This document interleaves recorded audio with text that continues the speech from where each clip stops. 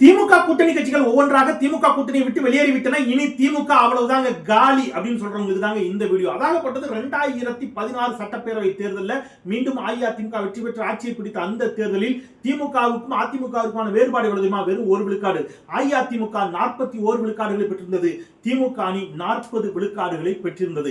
அந்த தேர்தலில் மதிமுக, விடுதலை சிறுத்தைகள், கம்யூனிஸ்ட் கட்சி உள்ளிட்டவர்கள் தேமுதிக தலைமையில் தனித்து ஒரு அணியை கண்டார்கள். அவர்கள் பெற்ற வாக்கு விழுக்காடு என்பது 6.1 விழுக்காடு. இது அவங்களுடைய வாக்கு விழுக்காடு. திமுக கூட்டணியுடைய வாக்கு 40 விழுக்காடு, அதிமுகவிற்கு 41 விழுக்காடு. திமுக அணியில காங்கிரஸ், ஐஎம்எல், மனித மக்கள் கட்சி போன்றவர்கள் தான் இருந்தாங்க.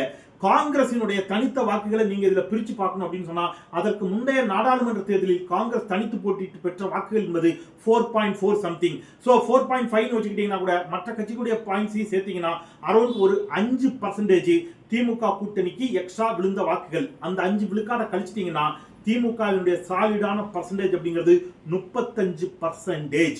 நீங்க ஒரு கேள்வி வரலாம், அப்ப கூட திமுகவுக்கு 35% தான் ஓட்டு, ஆனால் அஇஅதிமுக 41 விழுக்காடு வாங்கிச்சு அப்படின்னு நீங்க கேட்கலாம். அஇஅதிமுக 234 தொகுதிகளிலும் தனித்து போட்டியிட்டது, இரட்டை இலை சின்னத்தில் போட்டியிட்டது.